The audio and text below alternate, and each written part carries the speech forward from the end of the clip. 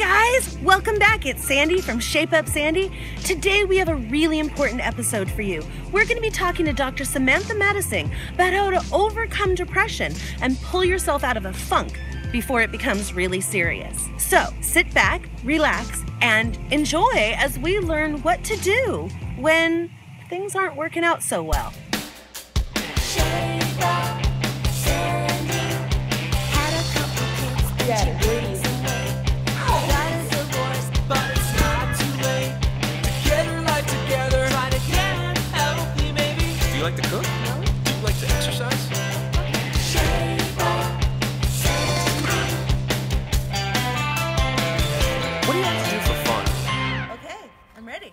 All right, guys, so here we are. This is Dr. Samantha Madising. She is, what title do you use? I mean, I just kind of consider you a happiness expert. No, I'm a human potential expert. Human potential expert. Yeah, so all the things that you are capable of doing and that you let all kinds of things get in the way of you doing them, that's what I help people Ooh, get rid I've got of. a long list. So, Dr. Samantha is going to help us learn how to pull ourselves out of a funk. It's really easy to descend into it, especially when things aren't going right in your life or you're in transition. And boy, don't I know that story. Yep, we all do. Everybody's been there. So when we shot this episode, I was actually still in a lot of pain. I had just become a single mom.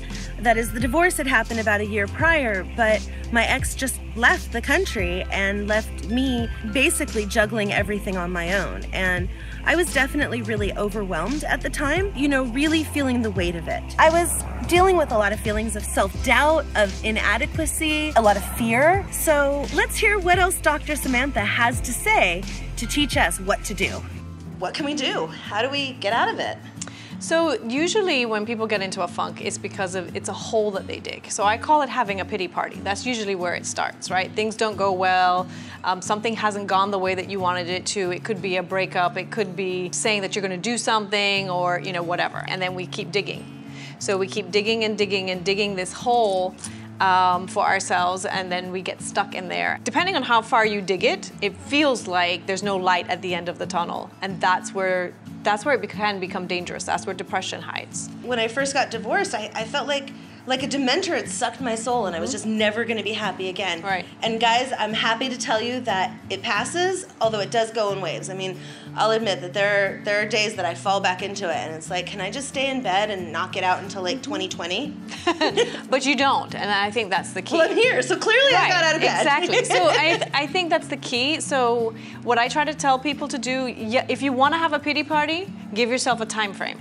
I'm going to have a pity party for today, or for an hour, or whatever it is. Do not let it be this indefinite, because again, that's where it gets dangerous. So give yourself a time frame, and then like, what, set a goal? Like, I'm gonna let myself wallow in it today, but tomorrow I'm gonna go and do something? Whatever it is. So tomorrow I'm gonna get up.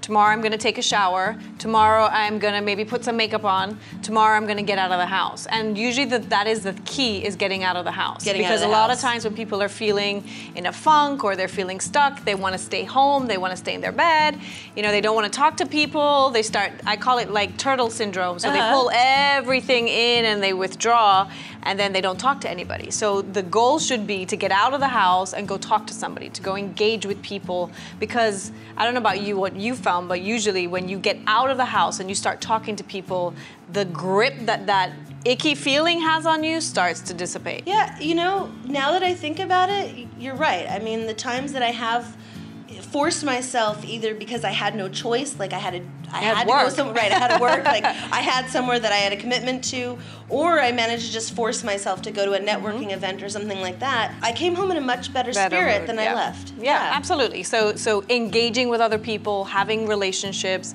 exercising is critical.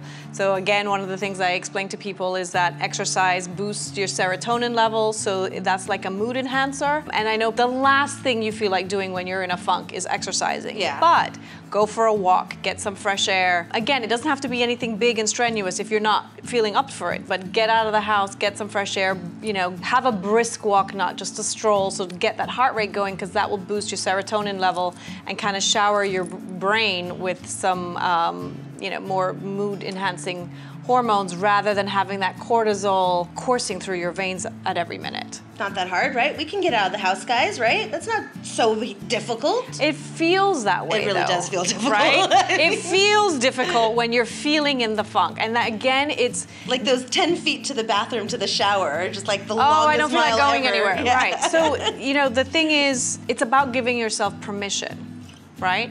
And you can give yourself permission to be in the funk, and then you have to make the decision, I no longer give myself permission to be in this funk, I'm moving myself out of it. Because if you don't make that decision to take yourself out of it, you're gonna stick in it.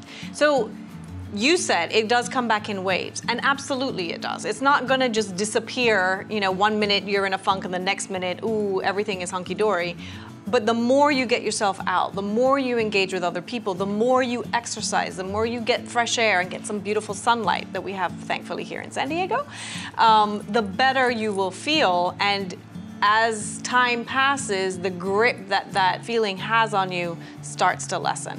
At what point should somebody say, okay, this is beyond a funk, I need to seek professional help? If you are trying to get out of the house, if you are trying to get things done and you just cannot do it, if you're having suicidal thoughts, if you're really thinking about hurting yourself, if you're so angry and feeling self-destructive, those are clear signs that you need to go talk to somebody. You know, I always tell people, don't wait until it's too late. In our society, people think of mental health treatment as this terrible thing that you have to go and do.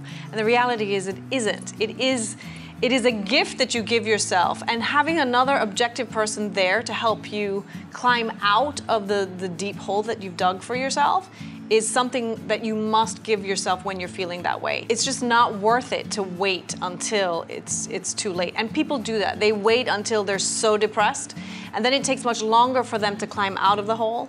Whereas if you start finding yourself, you know, in that hole and you're not quite able to get yourself out of it and you get help then, it's so much faster. I remember when, you know, when everything first went down, I had a sense of just not even being in my body. You know, I was getting up, I was taking the kids to school, I was doing the things that I had to do, but I didn't feel like I was there. Right.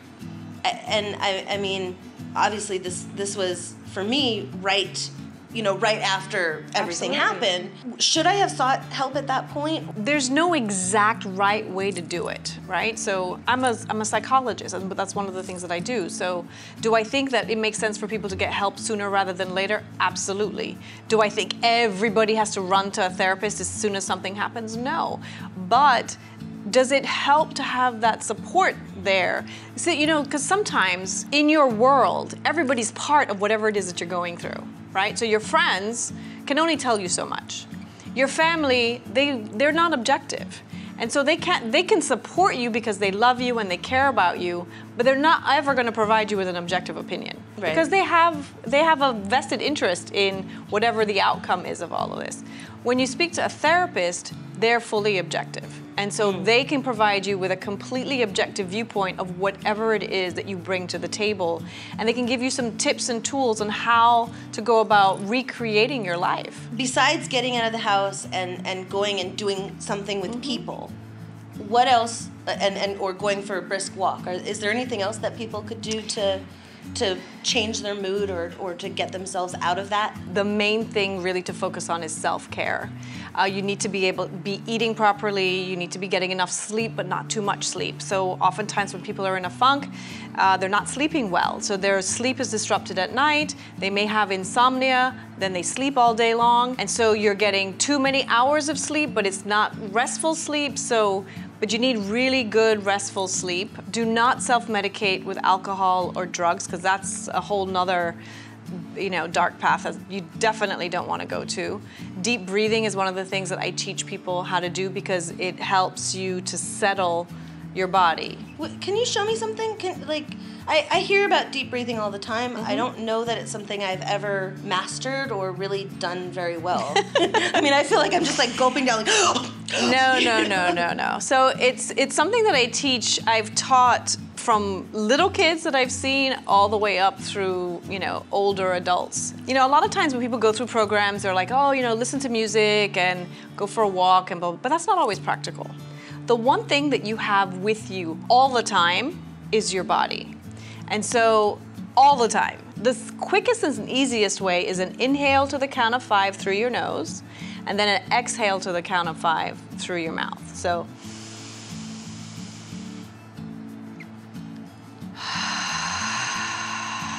It's hard for me to breathe and count at the same time. it shouldn't be. Only you, Sandy. Only me. So, and sometimes for some people, if you're really tight in your chest to begin with, inhaling first is difficult. So I will tell people exhale first. So exhale to the count of 5 and then start the process. So blow it all out. No, slowly. And not, yes. There you go. Oh, yeah, okay. I think the one most important part of this is to do it without impatience, to be very patient with it. Because if you're trying to quickly count to 5 and do it really, really quick, then you're missing it. So it's a very slow... So not like when I tell my kid, count to 5 and then I'll be with you? No. 1 to 5. No, like a very relaxed, because the whole point of the deep breathing is to relax your whole central nervous system. So it settles down the brain, it settles down the heart rate, it brings the blood pressure down, it helps your entire body to just get settled. A lot of people, what we do, we don't breathe very deeply, and so our breathing is very shallow. So people feel anxiety in their chest, they feel tightness and constriction in their throat, their heart's always racing. Deep breathing will help to settle everything down. If you're having trouble sleeping, it helps you to sleep better. So those are the types of things that I often recommend people to do. This is great. This is, I mean, all of us can do this, right? Get out of the house, go... Get some fresh air. Get some fresh air, go be with people, take a walk, and breathe. Correct. Which, incidentally, my watch keeps telling me to do. It knows. It knows. It's time to do some deep breathing. What I tell people to do is start with 5 minutes. So, very important. Wow, 5 minutes? 5 minutes, yes, because you want to really get the body centered and quiet and still. I know that like when you've got a lot of frantic energy, that may be hard to do, but it is the thing that you want to do to get things to kind of settle down and get still. And what's really important is it's a slow count of 5, because if you do it too fast, you will hyperventilate. And we definitely don't want that. Right, so passing out is not the goal. That is not the goal. So you inhale slowly to a count of 5 and then exhale slowly to a count of 5. Okay. Yeah. All right. So breathing, getting out of the house, getting some sunlight and some fresh air, walking briskly, getting some exercise. If you're an exerciser, definitely do that. Make sure you sleep well and do some deep breathing. That's how you get out of a funk. That's how you get out of funk. So I want to hear from you guys how you've gotten out of your funks and how things are going for you. And this is Dr. Samantha Madising. Thank you so much. My pleasure. This has been great. Well, guys, that's it for this week. Thank you so much for watching. I hope you got something out of it. I hope you learned how to breathe. I hope that you learned what to do to pull yourself out of a funk before it becomes a major depression. I also hope that you'll join us next week because we've got another great episode coming from you. So until next time, just go out and try something and then come on into the Facebook group and tell me what it was. See you then. Mwah. Tune in next week. We're learning how to make gourmet crusted salmon with Chef Jason.